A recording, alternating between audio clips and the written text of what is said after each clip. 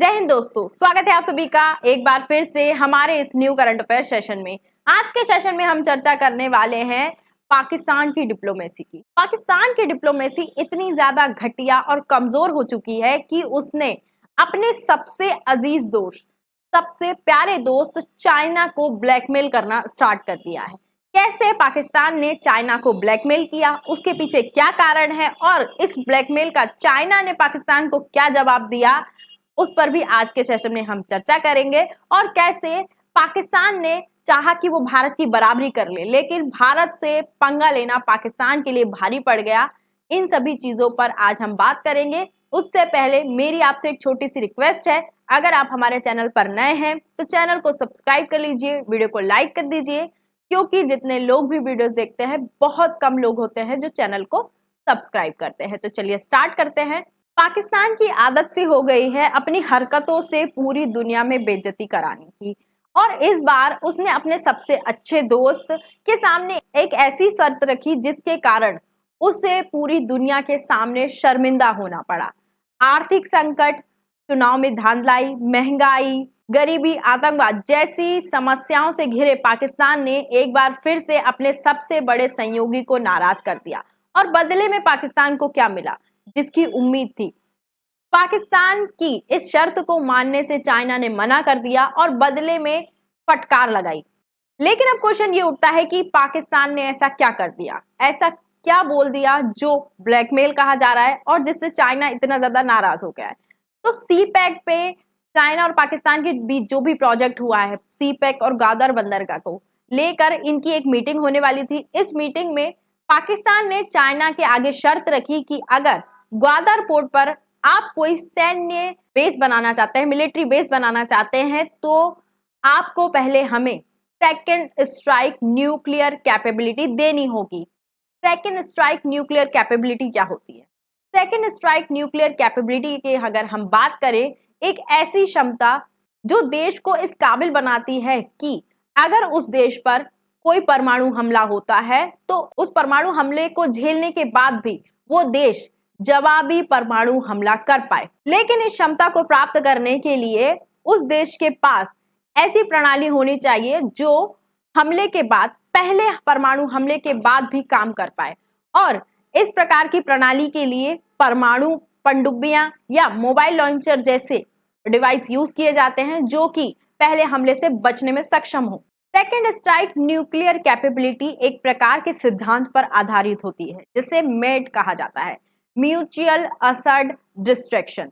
इसका मतलब होता है कि अगर किसी देश ने आप पर हमला किया तो आप जो दूसरा हमला करेंगे वो हमला करना तय है। मतलब कि उन दोनों के पास सेकेंड स्ट्राइक न्यूक्लियर कैपेबिलिटी है। दोनों देश में से कोई भी पहला हमला करता है तो वो उसको पता होगा, पहले देश जो हमला कर रहा है उसको ये पता होगा कि सेकेंड देश हमले के बाद भी उस हमले का जवाब देगा। दोनों पक्षों को, जिस पर हमला हो रहा है और जो अटैक कर रहा है, दोनों पक्षों को ये विश्वास होता है कि अगर हमला किया जाएगा तो जवाबी हमला होगा ही, और इस हमले में दोनों का ही नुकसान होगा। और यही कैपेबिलिटी सेकेंड स्ट्राइक, दूसरा परमाणु हमला करने की जो कैपेबिलिटी है वो पाकिस्तान चाइना से मांग रहा है, ये टेक्नोलॉजी वो मांग रहा है। लेकिन पाकिस्तान की अगर हम बात करें तो परमाणु हथियारों के संबंध में नो फर्स्ट यूज की जो पॉलिसी है उसे फॉलो नहीं करता, फिर भी सेकेंड स्ट्राइक न्यूक्लियर कैपेबिलिटी की वो मांग चाइना से कर रहा है। भारत की अगर हम बात करें तो भारत के पास सेकेंड स्ट्राइक कैपेबिलिटी है। किसी भी देश को अगर सेकेंड स्ट्राइक न्यूक्लियर कैपेबिलिटी से लेस होना है तो उसके पास तीनों क्षेत्र के न्यूक्लियर हथियार होने चाहिए। मतलब कि वो अपनी परमाणु पनडुब्बियों से भी न्यूक्लियर हथियार को लॉन्च कर सके, फाइटर जेट से परमाणु हमला करने में सक्षम हो, और जमीन पर स्थित जो भी मिसाइल उसके पास हैं, जो भी हथियार हैं, उससे भी वो परमाणु हमला कर पाए। जैसे अगर हम भारत की बात करें, भारत के पास इस प्रकार की सेकेंड स्ट्राइक न्यूक्लियर कैपेबिलिटी है। वो अपने परमाणु पनडुब्बियों से, जैसे कि SSBN जो पनडुब्बियां होती हैं, उससे भी न्यूक्लियर हमला कर सकता है, न्यूक्लियर हथियारों को लॉन्च कर सकता है। अपनी मिसाइल जो जमीन पर स्थित रहती हैं, अग्नि 5, अग्नि 6, इनके द्वारा भी भारत परमाणु मिसाइल को लॉन्च करने में सक्षम है। वहीं अगर हम हवा की बात करें तो भारत के पास सुखोई जैसे एयरक्राफ्ट हैं जो न्यूक्लियर हमला करने में सक्षम है। तो तीनों क्षेत्रों में न्यूक्लियर हमला करने की पावर अगर होगी किसी देश के पास, तो ही वो सेकेंड स्ट्राइक न्यूक्लियर कैपेबिलिटी से लेस हो पाएगा। और पाकिस्तान ने भारत की बराबरी करने के लिए, इस टेक्नोलॉजी को हासिल करने के लिए, इस कैपेबिलिटी को हासिल करने के लिए अपने सबसे प्यारे दोस्त चाइना को ब्लैकमेल करना स्टार्ट कर दिया। कहा कि अगर हमारे ग्वादर बंदरगाह को आप मिलिट्री बेस की तरह यूज करना चाहते हैं तो हमें पहले ये कैपेबिलिटी दीजिए, सेकेंड स्ट्राइक न्यूक्लियर कैपेबिलिटी दीजिए, तभी हम आपको अपना ग्वादर बंदरगाह देंगे। जबकि जो ग्वादर पोर्ट है या फिर सी पैक है वो चाइना के द्वारा ही डेवलप्ड किया गया है, उसके लिए फंडिंग पाकिस्तान को चाइना ने ही की है। तथा ऐसी स्थिति में चाइना ने इस शर्त को मानने से इनकार कर दिया। पाकिस्तान की इस हरकत से चाइना बहुत ज्यादा भड़क गया। चाइना की नाराजगी के पीछे दो बड़े कारण हैं। एक तो चाइना इस प्रकार की जो तकनीक है अगर पाकिस्तान को दे देगा तो ये अंतरराष्ट्रीय परमाणु प्रसार संधि का उल्लंघन माना जाएगा।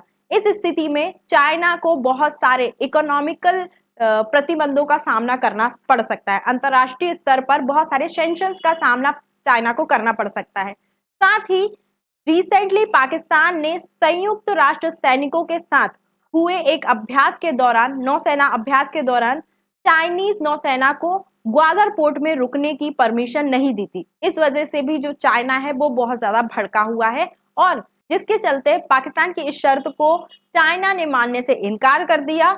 और तो और जो मीटिंग हुई थी ग्वादर पोर्ट और सी पैक को लेकर, इस प्रकार की मीटिंग को अनिश्चित काल तक टाल दिया कि अब इस मुद्दे पर और मीटिंग कब होगी ये कोई फाइनल नहीं है। इस घटना से आपको समझ में आया होगा कि पाकिस्तान की डिप्लोमेसी कितनी ज्यादा कमजोर और घटिया है कि वो अपने सबसे बड़े सहयोगी को उल जलूल सी शर्तें रखकर नाराज कर सकता है। और पाकिस्तान ने जैसा सोचा कि वो भारत की बराबरी करेगा, पाकिस्तान के इन अरमानों पर चाइना ने पानी फेर दिया। तो आज के सेशन में इतना ही। आई होप आपको ये वीडियो अच्छी लगी होगी। अगर ये वीडियो अच्छी लगी है तो चैनल को सब्सक्राइब कर दीजिए, वीडियो को लाइक कर दीजिए और अधिक जानकारी के लिए आप हमारे टेलीग्राम ग्रुप या व्हाट्सएप ग्रुप से जुड़ सकते हैं। पाकिस्तान पर बहुत सारी वीडियोस मैंने बनाई हैं जो भारत से रिलेटेड हैं, कैसे पाकिस्तान के जो फैसले हैं भारत को भी इफेक्ट कर सकते हैं, उन सभी चीजों पर मैंने बहुत सारी डिटेल वीडियोस बनाई हैं। अगर आपने वो वीडियोस नहीं देखी हैं तो लिंक आपको डिस्क्रिप्शन में मिल जाएगी, वो वीडियो जाकर भी आप देख सकते हैं। तब तक के लिए जय हिंद, जय भारत, थैंक यू।